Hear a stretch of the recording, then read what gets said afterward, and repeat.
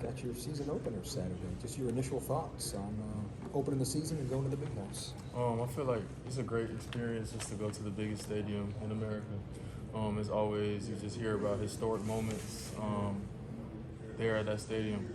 But at the end of the day, it's just another football game once you step inside the white lines, and we've got a job to do.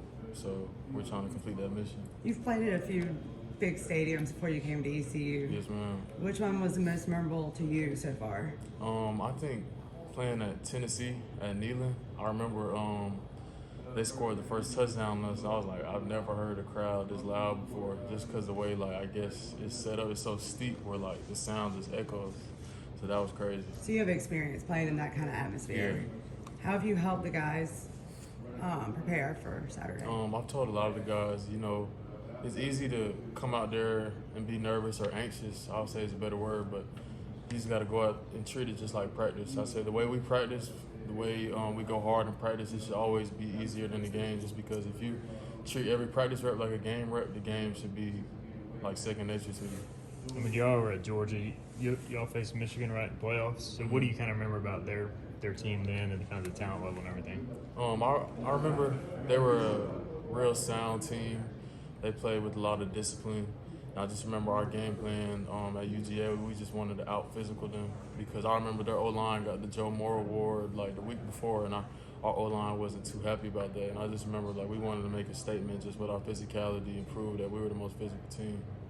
We talked to Isaiah Winstead last year, and he has some personal goals for himself. Do you have any personal goals this year coming into the 2023 campaign? I mean, of course I've got personal goals. I want to say just like over 1,000 yards. I want to be first team all conference, but at the end of the day, I'm not too worried about that. I want to win the conference as a team because I know once you win the conference, everybody gets accolades and everybody like they get recognition.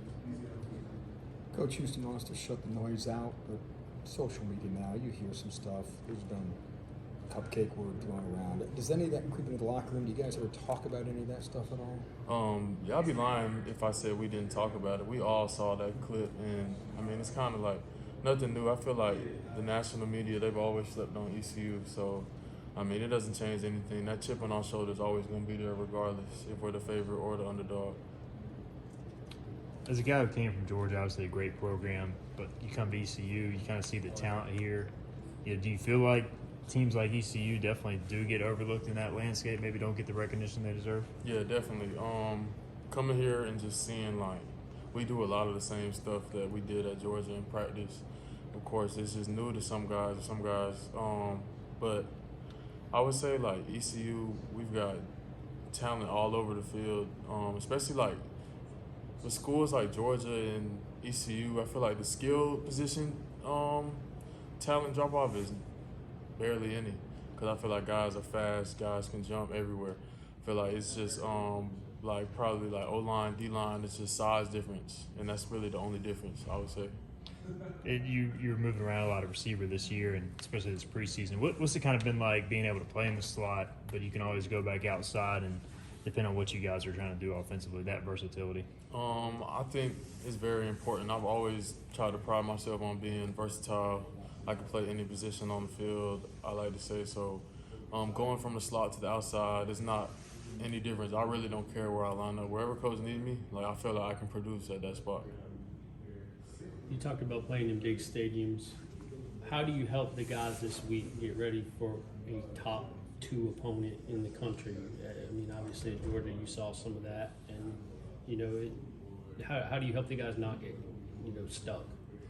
I would say like our biggest thing I've been telling the guys is we've got to be together. Like games like this, we've all got to have the same mindset. So it's like whether it's us going out to eat during the week, us staying out, having players only meetings, like we've really just got to hone in and like have the same like militant mindset. So it's kind of like the game plan for the game. You got to have that mentally. Like we've all got to be on the same page and trying to accomplish the same mission.